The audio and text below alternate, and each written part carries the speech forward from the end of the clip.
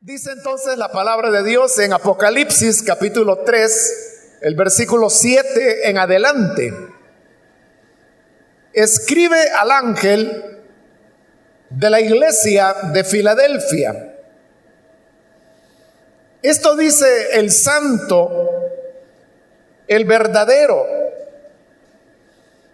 el que tiene la llave de David, el que abre y nadie puede cerrar, el que cierra y nadie puede abrir.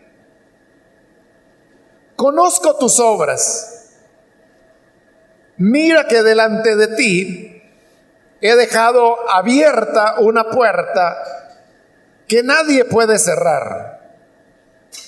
Ya sé que tus fuerzas son pocas, pero has obedecido mi palabra y no has renegado de mi nombre. Voy a hacer que los de la sinagoga de Satanás, que dicen ser judíos, pero que en realidad mienten, vayan y se postren a tus pies y reconozcan que yo te he amado.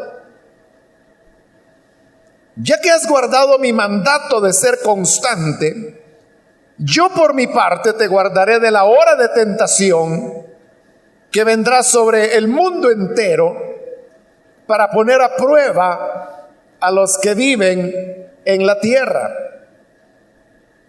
Vengo pronto.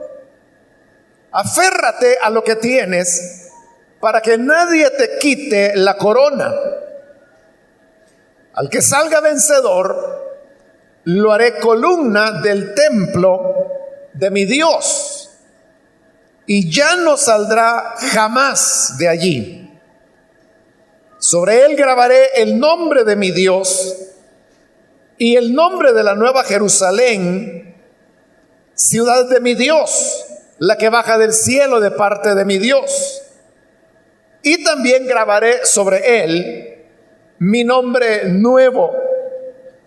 El que tenga oídos, que oiga lo que el Espíritu dice a las iglesias.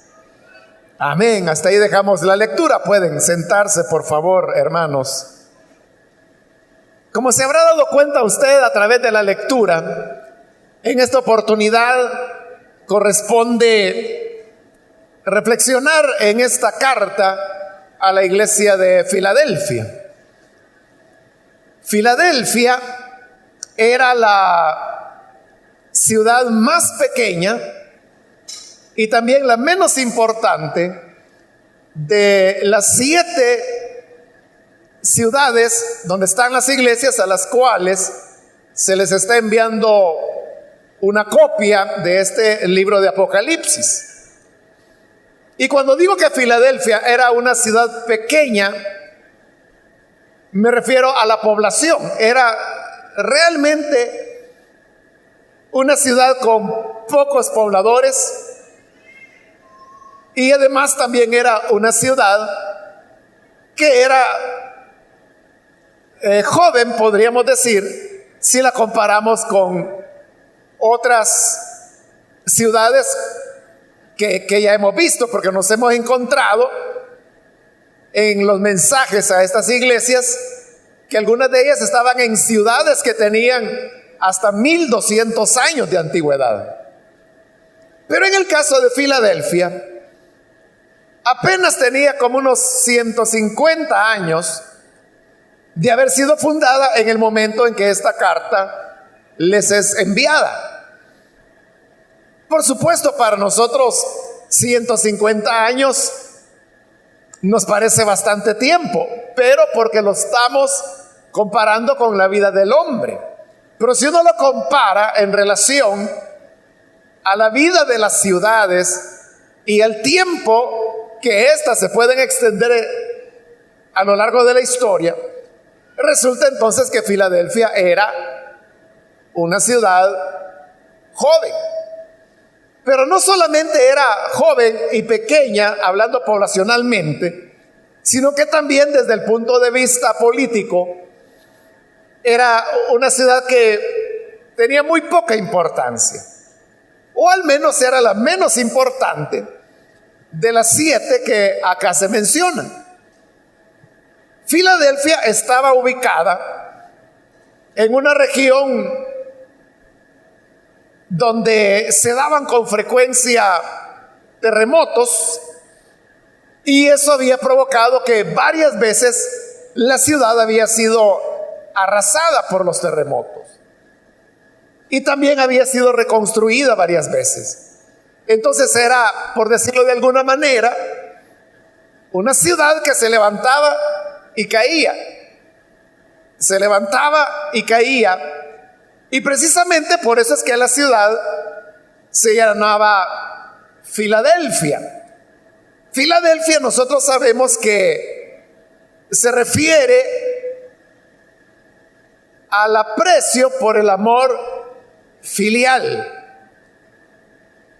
pero no era el sentido del nombre Filadelfia querer expresar que en esta ciudad había mucho amor filial, sino que el nombre venía de un emperador que les había ayudado en una de las reconstrucciones de la ciudad.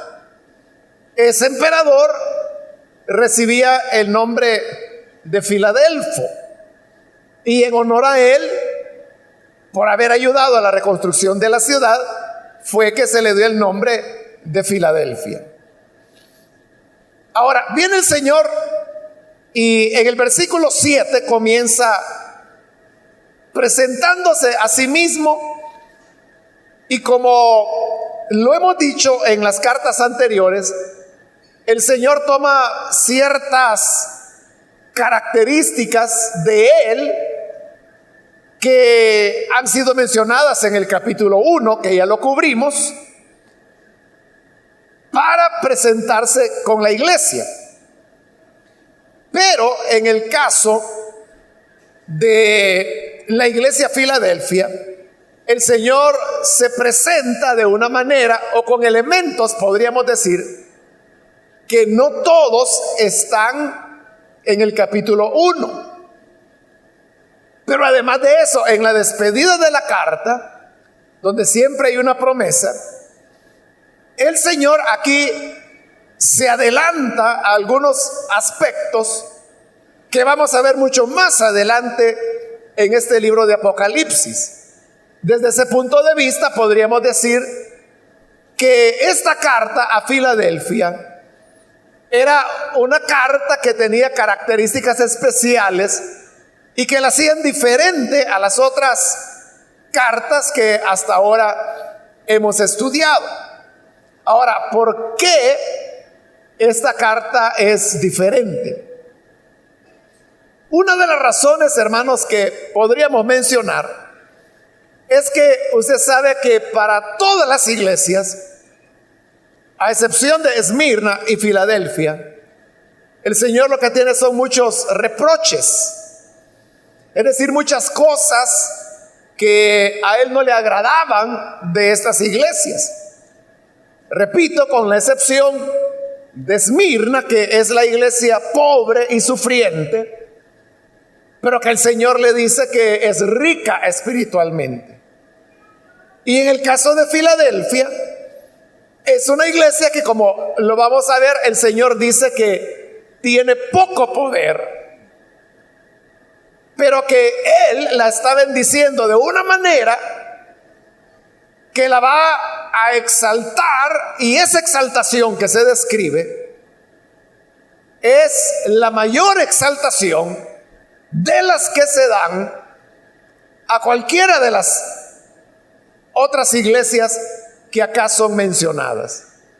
De hecho, Filadelfia es la iglesia a la cual el Señor más elogia, a la que mejores promesas hace, a la que más exalta con sus palabras, y pudiera ser que por ese amor y esa excelencia, diríamos, que la iglesia había logrado, es que el Señor de alguna manera rompe el modelo de las cartas que ha venido para presentarse aquí de maneras que no ha sido lo tradicional. Entonces comienza en el versículo 7. Esto dice el santo. Ahí, hermanos, tenemos ya un primer elemento que no ha aparecido en el capítulo 1. Y es que el Señor Jesús se hace llamar a sí mismo el santo. Y esta es la única vez en todo el libro de Apocalipsis que se utiliza el adjetivo santo para referirse al Señor Jesús. El adjetivo aparece otras veces en el libro de Apocalipsis, pero no se le atribuye a Jesús, sino que es al Padre, igual que en el resto de la Biblia. Pero aquí el Señor está tomando el atributo de el santo, que es un atributo divino, porque ya le dije que solo se le da a Dios el Padre. Obviamente que lo que se quiere destacar es la integridad, la pureza de este Hijo de Dios, que como el capítulo 1 dice, estuvo muerto, pero ahora ha resucitado. Y al decir que Él es santo, que es un atributo de la divinidad, lo entendemos y sabemos que es porque el Señor Jesús, como lo dice Colosenses, en Él habita corporalmente la plenitud de la deidad. En otras palabras, Jesús es Dios. Y si Dios es santo, por eso es que ahora cuando Él habla, Él expresa esto, dice el santo. Y luego añade el verdadero. Verdadero es una de las características que sí se mencionaron en el capítulo 1 y referidas al Señor Jesús. Por lo tanto, el que aquí está hablando es el que es santo, el que es verdadero, y por lo tanto, si Él es verdadero, Él siempre hablará la verdad. Continúa describiéndose siempre en el versículo 7, el que tiene la llave de David. ¿A qué se refiere con esto de la llave de David? Recordemos que el Señor Jesús era un descendiente directo del rey David, porque esa era la promesa, que el Mesías o el Cristo, como se le llama en el Nuevo Testamento, habría de ser un hijo de David. A veces, cuando se nos habla que cuando el Señor caminaba por las calles y las personas lo aclamaban, muchas veces le decían: Jesús, hijo de David. Y la razón de llamarle hijo de David era el reconocimiento que Él era el Mesías. Entonces, cuando dice que Él tiene la llave de David, la llave de lo que habla es de autoridad.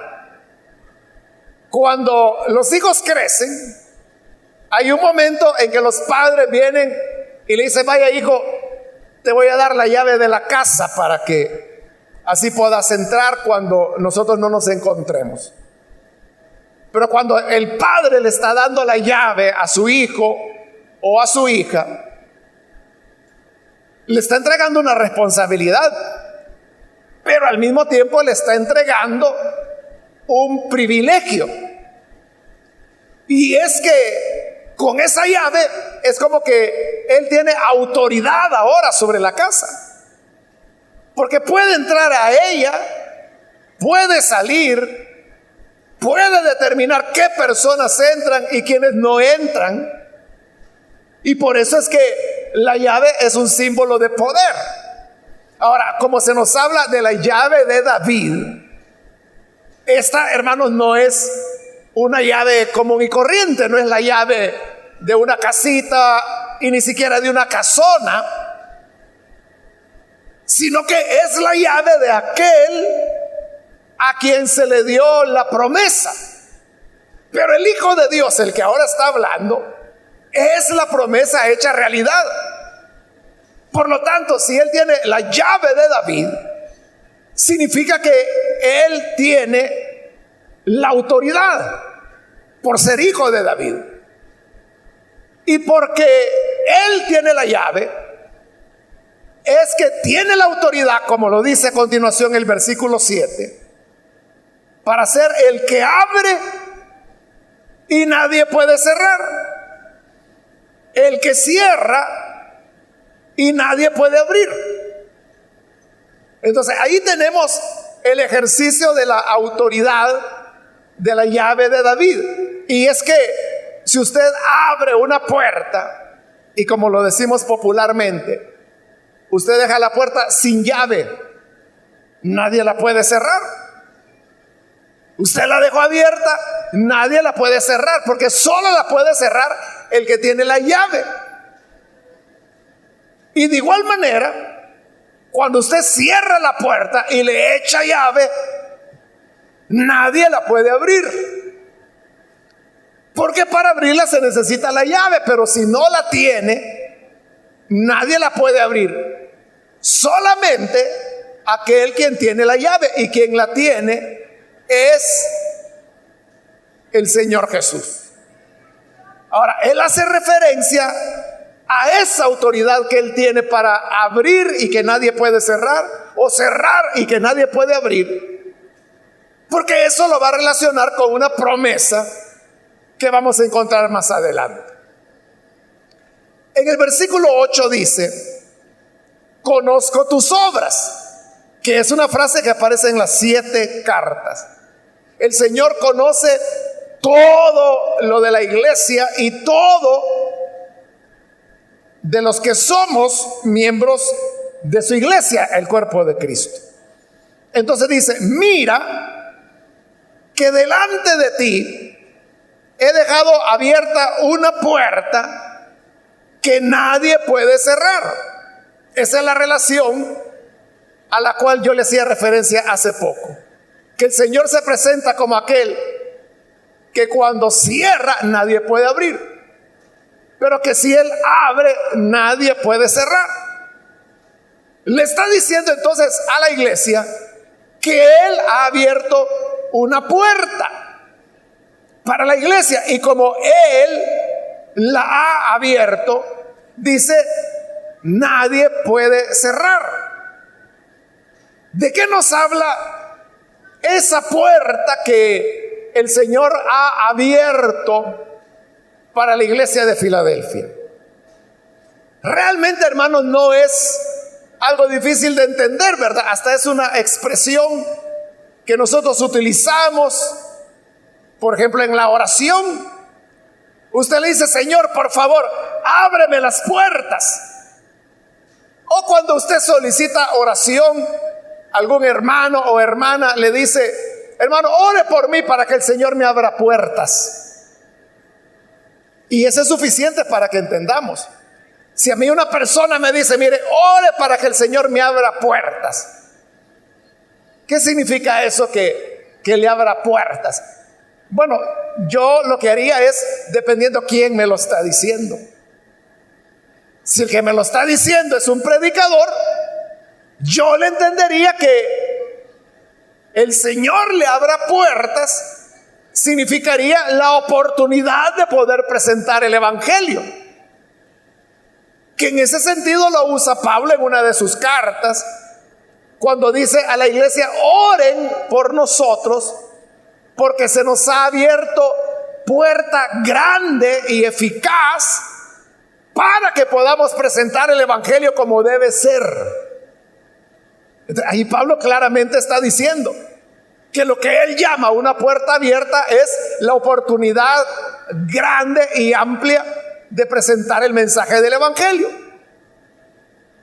Ahora, si el que me dice que ore para que el Señor le abra puertas no es un predicador, sino que es cualquier otro hermano, yo lo que pensaría es que al hablar de puertas abiertas se está refiriendo a tener alguna oportunidad que pudiera ser laboral o de resolución de algún problema. Porque alguien puede decir, fíjese que tengo que hacer estos trámites y viera que cómo me está costando. Cada vez me ponen cosas más difíciles. Si esa persona me dijera, ore para que el Señor me abra puertas, entonces yo entendería que lo que está pidiendo es que puedan darse las condiciones para que haya un camino o una manera como ese trámite que parece difícil se pueda resolver de manera satisfactoria. Entonces vea, la expresión una puerta abierta nos habla de oportunidades, nos habla de una facilidad. La misma expresión puerta abierta es bastante clara, porque ¿para qué sirve una puerta abierta?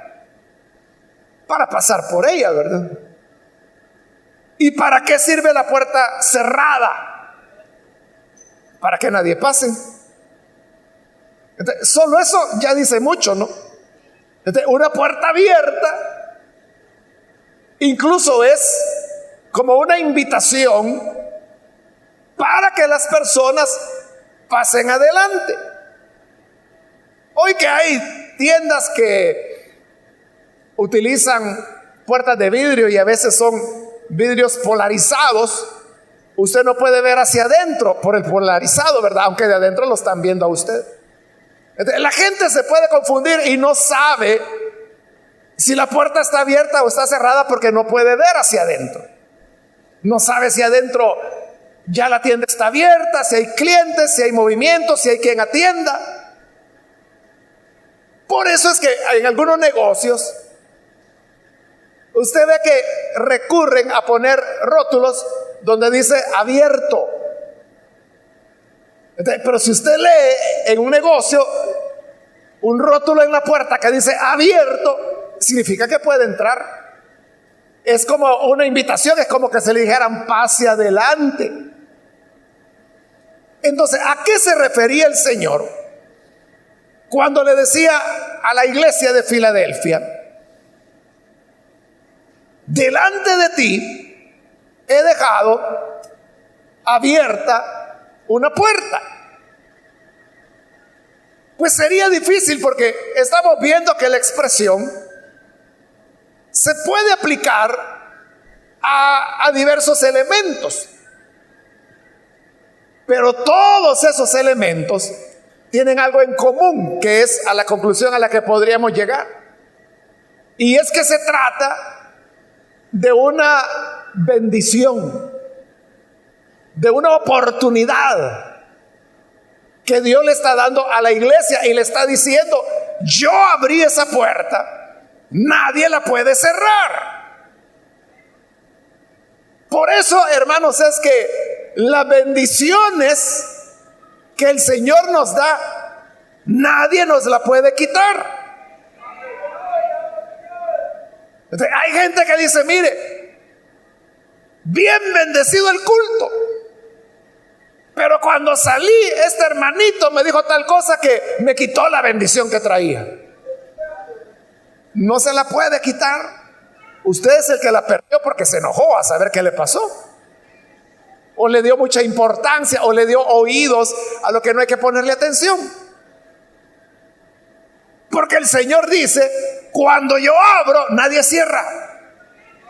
Es decir, cuando Él bendice, o cuando Dios tiene la voluntad de bendecirle a usted, nada ni nadie puede arrebatarle esa bendición. Lo que es para usted, es para usted. Nadie se lo podrá quitar. Así es, Dios se la dio. Nadie puede cerrar la puerta que Él abrió. Entonces dice ahora, versículo 8 siempre: ya sé que tus fuerzas son pocas. Es decir, que esta no era una iglesia fuerte. La palabra fuerte ahí en el griego es la palabra dynamis, que lo que significa es, bueno, se puede traducir como poder. De dynamis, del griego, viene por ejemplo la palabra dinamo en español. ¿Y qué es un dinamo? Es esas bobinas que lo que hacen es generar energía. Entonces vea, dinamo, como produce energía, es fuerza, es poder. Por eso se llama dinamo, porque la palabra dinamo viene del dynamis, que es la palabra griega que allí se está utilizando y que aquí se traduce fuerza. ¿A qué se está refiriendo cuando dice que tienes poca fuerza? Se está refiriendo a que era una iglesia que no tenía mucho poder. Igual uno podría preguntar a qué tipo de poder se está refiriendo. No puede ser, lógicamente, que el Señor le esté diciendo que tiene poco poder espiritual, ¿verdad? O que tiene poca fuerza espiritual. O sea, no puede ser, ¿verdad? Porque entonces le diría algo parecido como lo que le dijo a la iglesia de Éfeso: yo sé de dónde has caído, por lo tanto vuelve a hacer las primeras obras, vuelve a tu primer amor, arrepiéntete. Pero como ya le dije, Filadelfia es la iglesia a la cual más el Señor elogia de las 7. No puede ser que sea falta de poder espiritual. ¿A qué se refiere? Se refiere a que tiene poca fuerza o poco poder, en el sentido que no era una iglesia poderosa en el sentido de la clase de miembros que tenía. Es parecido a la iglesia de Corinto, ¿no? A la cual Pablo le escribía y le decía: véanse entre ustedes. Entre ustedes no hay nobles, no hay poderosos, no hay sabios. Y luego dice Pablo: porque el Señor a lo pobre, a lo débil, a lo ignorante del mundo escogió para avergonzar a lo que se creía fuerte, sabio o rico, ¿no? Esa era la condición de la iglesia de Filadelfia, que los miembros eran gente sencilla, gente que no tenía gran influencia social, personas que no tenían mucho poder económico. Y como para el mundo eso significa no tener poder, porque una iglesia pobre, de gente sin ninguna influencia, una iglesia donde las personas no tienen mucha educación, sino que tienen niveles bajos de educación, cualquiera diría: bueno, ese es un grupito de gente ahí que ni hace ni deshace, ahí son insípidos. Pero a esa iglesia es la que el Señor ve con favor y le dice: sé que no tienes fuerzas, que no tienes poder, que no eres influyente, pero yo he abierto una puerta para ti que nadie la puede cerrar. Ahí otra vez se está cumpliendo lo que Pablo decía a los corintios, que Dios escogió a lo ignorante para avergonzar a los sabios, que Dios escogió al débil para avergonzar al fuerte, que Dios escogió al pobre para avergonzar al rico, a los que eran nada, a los despreciados. Dios los escogió para convertirlos en vasos de honra dentro de su casa. Eso es lo que verdaderamente importa, hermanos. Que podamos gozar del favor de Dios. Hay iglesias que dirigen su ministerio hacia clases sociales medias o altas a veces. Y yo eso no lo critico. O sea, yo digo, está bien, alguien tiene que alcanzar a estas personas, ¿no? Pero algo que es importante y que hace que eso sea bueno o sea malo es cuál es la intención de alcanzarlas. Si la intención de alcanzar las capas medias o altas es tener mucho dinero, esa es una mala motivación. Y desde ese punto de vista es malo ese esfuerzo, ¿no? Pero si alguien lo hace con sinceridad y dice, no, es que estas personas, aunque pertenezcan a la clase alta y aunque sean profesionales y aunque tengan sus comodidades, son personas que tienen necesidad espiritual, hay que alcanzarlo, necesitan del Salvador también. Entonces, estas personas que lo hacen con sinceridad, lo están haciendo bien. Entonces no es tanto lo que se hace, sino que ¿qué nos motiva a hacer lo que estamos haciendo? Una iglesia puede tener muchos recursos económicos, pero aún así necesitará de la bendición de Dios. Si no tiene la bendición de Dios, no podrá permanecer como iglesia de Dios. Por el contrario, una iglesia puede ser como Filadelfia, que tiene poco poder, pocas fuerzas. Apenas los hermanitos han logrado ponerle unas 3 láminas al techo, todavía tienen una parte sin cubrir. Tienen poco poder. Pero cuando el Señor les da una puerta de oportunidad, nadie se las puede quitar. Amén. Qué bueno es el Señor, hermanos. Ahora, a pesar, siempre estoy en el versículo 8, que las fuerzas de la iglesia eran pocas, el Señor dice esto: tienes pocas fuerzas, pero has obedecido mi palabra y no has renegado de mi nombre. Era una iglesia humilde, sencilla, que tenía poca fuerza, y por tener poca fuerza, la iglesia era vulnerable. Porque ¿qué ocurre, por ejemplo, en una escuela donde hay un niño o una niña que es débil físicamente? Se vuelve vulnerable porque lo molestan, lo acosan, le hacen de todo, le ponen apodos, y como es débil no puede defenderse. Pero si en esa escuela hubiera un muchachito o una muchachita que son así mero doble, ¿verdad? Aunque son niños, ¿quién les va a decir algo? Entonces, si la iglesia tenía pocas fuerzas, eso la hacía vulnerable. Pero sin embargo la iglesia prevalece. ¿Qué era la clave? ¿Qué era lo que hacía que, siendo una iglesia en desventaja, digamos, permanecía? Y el Señor la elogia.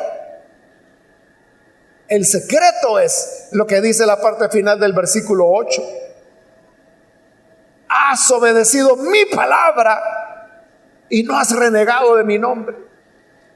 Entonces, vea, la verdadera fortaleza de la iglesia es obedecer la palabra de Dios. Esa es la clave. La iglesia puede ser pequeña, puede ser vulnerable, como hemos dicho, tener poca fuerza, pero si obedece la palabra de Dios, será una iglesia que no podrá ser derrotada. Nuestra fuerza, nuestra verdadera fuerza es la palabra de Dios y el no renegar de su nombre. ¿Qué sería renegar del nombre de Jesús? Renegar del nombre de Jesús sería que cuando nos enfrentamos a las dificultades por creer al Evangelio, la gente se puede echar atrás y puede decir: no, si así es la cosa, yo no vuelvo a la iglesia. No, yo para estar recibiendo palos, no, para eso mejor me quedo en mi casa. Eso es renegar del nombre del Señor. Eso sí puede vencer a la iglesia. Lo que no le vence es cuando la iglesia permanece obedeciendo la palabra y que no reniega.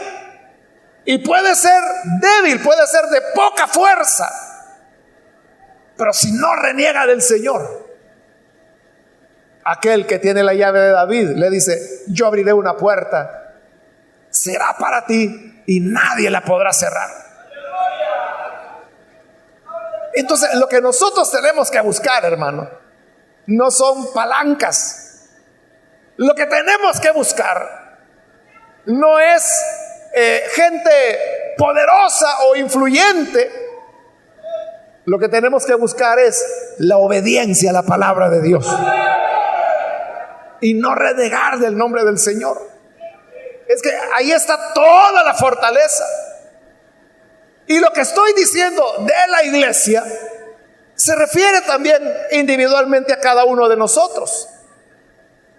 Solo hay una cosa que lo puede vencer a usted como creyente, y es la desobediencia a la palabra, o que reniegue del nombre del Señor. Pero si usted obedece a la palabra, nada lo va a mover, nada lo va a derrotar. Y usted podrá decir: es que vea, mis vecinos son malcriados, ahí donde yo trabajo solo gente vulgar hay, donde voy a estudiar, mire, todos los profesores son ateos. Puede ser las condiciones que sean, pero si tú obedeces la palabra del Señor, nada te hará retroceder, nadie podrá derrotarte, porque el Señor está de tu lado. Por eso dice el versículo 9: voy a hacer que los de la sinagoga de Satanás, que dicen ser judíos pero en realidad mienten. Ya en cartas anteriores encontramos la expresión sinagoga de Satanás, y es una expresión que el Señor usa para referirse a los judíos que se reunían en las sinagogas, pero que eran contrarios a la expansión de la fe del Evangelio. Ya hemos visto casos en los cuales, en cartas anteriores, donde las sinagogas se aliaban con los romanos para perseguir a la iglesia. Por eso el Señor le llama sinagoga de Satanás.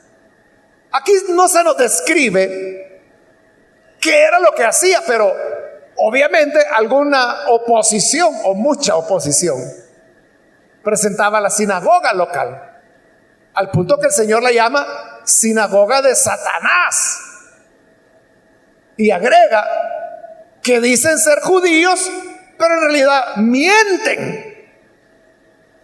No es que ellos fueran gentiles y que mentían haciéndose pasar por judíos. No, ellos en realidad eran judíos, verdaderamente eran israelitas. Pero ¿por qué el Señor entonces está diciendo que mienten? Que decían ser israelitas y que era mentira. Porque como lo dice Pablo en su carta a los romanos, no todo israelita es israelita. Y uno diría: bueno, ¿cómo es eso? Que no todo israelita es israelita, y no está diciendo que es israelita, pues. Pero luego Pablo explica y dice: es que no es israelita el que lo es de nacimiento, sino que es israelita el que tiene fe y cree en el Señor. Entonces, ellos sin duda eran descendientes de Abraham en la sangre, eran judíos, pero en la práctica eran contrarios a la obra de Dios, que era la iglesia. Por eso dice el Señor, ellos mienten, pero yo voy a hacer, sigo con el versículo 9, que vayan y se postren a tus pies y reconozcan que yo te he amado. Entonces vea, esa idea de que se postren ante ti, el Señor la usa porque en el judaísmo esa era una idea muy frecuente. Y es que el judío creía que los gentiles un día llegarían y se arrodillarían delante de ellos. Se postrarían delante, los gentiles delante de los judíos. Pero el Señor aquí le está dando vuelta al asunto, porque está diciendo a ellos que dicen ser judíos y que lo eran sanguíneamente, pero no en la práctica. Haré que vayan y se postren a tus pies. Es lo inverso de lo que ellos esperaban. Como judíos esperaban que los gentiles se postraran ante ellos, pero el Señor dice, no, ellos son los que van a venir a postrarse a tus pies. Y haré que reconozcan que yo te he amado. Eso es bien importante porque ahí el Señor está diciendo claramente cuál es su verdadero pueblo. Su verdadero pueblo es el que cree, el que le obedece. La iglesia es ahora el pueblo del Señor. Y los judíos que se oponen al evangelio van a tener que venir y postrarse y reconocer que el Dios de Israel ha amado a la iglesia. ¿Cuántos son iglesia del Señor acá? Entonces, si usted es iglesia, Él le ha amado y le ha exaltado, y no importa que sea débil, que tenga poca fuerza, el Señor exalta a quien Él quiere exaltar. Versículo 10. Ya que has guardado mi mandato de ser constante, yo por mi parte te guardaré de la hora de tentación que vendrá sobre el mundo entero para poner a prueba a los que viven en la tierra. Normalmente la Escritura, cuando habla de los que viven en la tierra, y principalmente en este libro de Apocalipsis, se refiere a los incrédulos. Y dice que viene una hora de la prueba para la tierra, pero que el Señor va a guardar a la iglesia.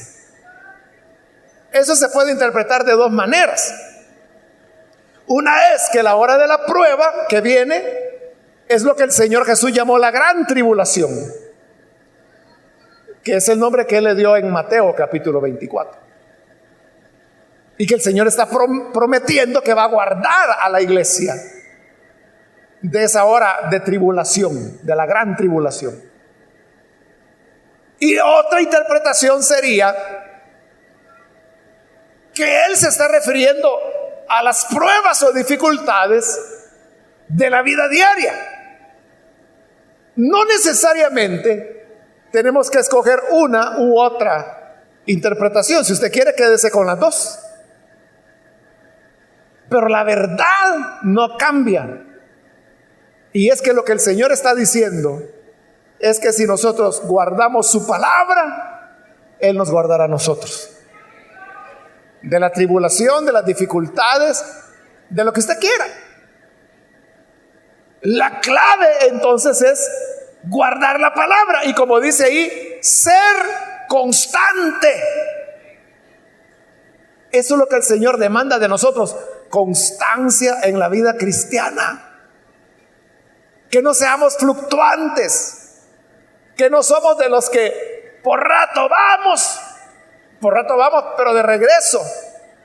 Luego ahí viene otra vez, ahí se va otra vez, como las olas del mar, como dice la carta de Santiago.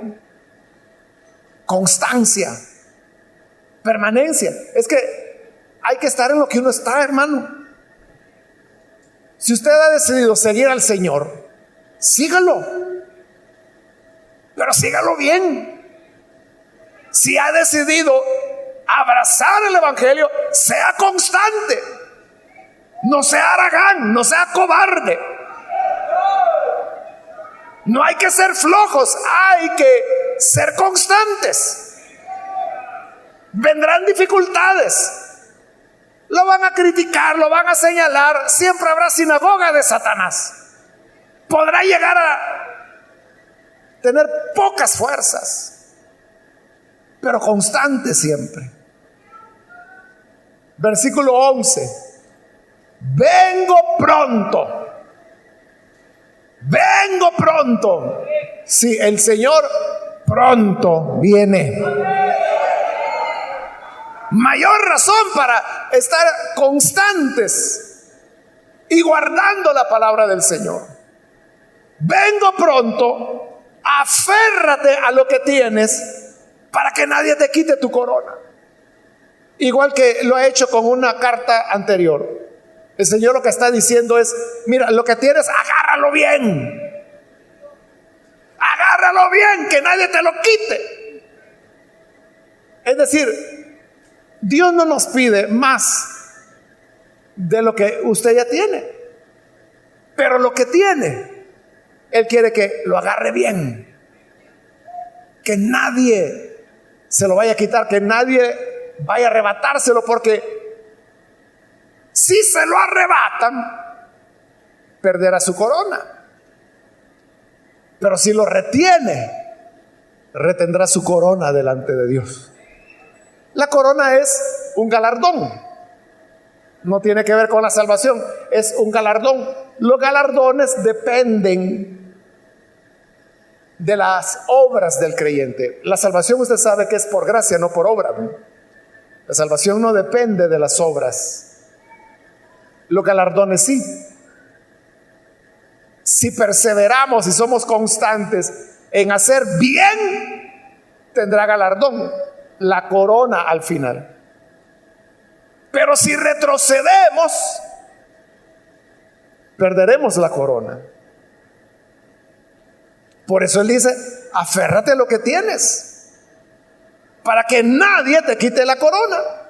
Versículo 12: al que salga vencedor, lo haré columna del templo de mi Dios. Aquí vienen ahora las promesas. 4 promesas le da el Señor a la iglesia de Filadelfia. Es la iglesia a la que más promesas le hace. La anima a perseverar y a guardar la palabra. Y si sale vencedor, bendición número 1: lo haré columna en el templo de mi Dios. Recuerde que en el templo de Salomón había 2 columnas a la entrada del templo, pero eran columnas decorativas, no eran para sostener estructura. Por eso es que eran columnas hermosamente labradas, con capiteles grandes, porque era una obra artística. El Señor promete hacernos columnas dentro de su templo, como las columnas que Salomón mandó hacer en el templo. Esa es la promesa número 1. Promesa número 2: sobre él grabaré el nombre de mi Dios. Es decir, que Él promete que vamos a llevar grabado el nombre de Dios. Y eso de llevar el nombre grabado habla de pertenencia. Por eso ha dicho: lo haré columna y jamás saldrá de allí. El que es declarado hijo de Dios, hija de Dios, será para siempre. Porque dice: grabaré el nombre de Dios en esa persona. Es parecido, hermano, a los ganaderos que marcan a las reses. Entonces la gente ya sabe que ese sello que esa res tiene nos indica que es propiedad de tal ganadero. Entonces, llevar marcado el nombre de Dios en nosotros significa que somos propiedad de Dios. Tercera bendición. Y el nombre de la nueva Jerusalén, ciudad de mi Dios. Entonces, la nueva Jerusalén, ese es su nombre nuevo. Siempre se ha llamado Jerusalén, pero ahora el Señor ha prometido una nueva Jerusalén. El nombre de la nueva Jerusalén también estará inscrito en nosotros, la que baja del cielo. Y por eso yo le decía que se adelanta, porque es hasta en el capítulo 21 de este libro de Apocalipsis, donde se nos dice que la nueva Jerusalén desciende del cielo, viene a la tierra. Por eso yo le decía, en esta carta el Señor rompe el molde, digamos, de las cartas anteriores, se prolonga o se extiende hacia adelante en el libro y toma la figura de la ciudad, la nueva Jerusalén que baja del cielo. Y 4, también grabaré sobre él mi nombre nuevo. Es decir, el nombre nuevo del Señor Jesús. Si uno pregunta, ¿cuál es ese nombre nuevo? Bueno, algunos han dicho que es el nombre Jesucristo, que está formado por dos nombres en realidad, ¿verdad? Jesús, que es el nombre humano, digamos, que Jesús recibió, y Cristo, que significa ungido, que es el Mesías. Entonces, al unirse forma Jesucristo. Esa es una idea. Pero otros dicen que hay un nombre del Señor que todavía no nos ha sido revelado. Porque recuerde que en la Biblia los nombres no son caprichosos, ni son, es que este nombre suena bonito, pongámosle así. Los nombres en la Biblia son descriptivos de la persona. Entonces, si el Señor Jesús recibirá un nombre nuevo, sería un nombre que describe al Señor ahora en su glorificación. Pero sea cual sea el nombre, para el que persevere, el Señor lo inscribirá en nosotros. No solo seremos propiedad de Dios, seremos propiedad de la nueva Jerusalén y propiedad del Señor Jesús. O sea, triplemente asegurados. Y finaliza, como terminan todas las cartas, en el versículo 13: el que tenga oídos, que oiga lo que el Espíritu dice a las iglesias. Como diciendo, el que entendió, póngalo en práctica. Si tienes oídos para oír, oye y aplica estas verdades. ¿Y cuáles son las verdades? Que no importa cuál sea nuestra condición humana, cuando el Señor nos abre una puerta de oportunidad, nadie la puede cerrar. El diablo tratará de cerrarla. Los hombres egoístas tratarán de cerrarla. Los envidiosos van a tratar de cerrarle la puerta. Pero el Señor dice: yo he abierto una puerta y nadie podrá cerrarla. Lo que Dios quiere darte a ti, nadie te lo podrá quitar. Pero tú retén, aférrate de lo que tienes. Es todo lo que Dios te pide. Que lo que tienes, agárrate bien de eso, no lo sueltes. Y entonces el Señor te entregará su nombre nuevo. Amén. Vamos a orar, vamos a cerrar nuestros ojos.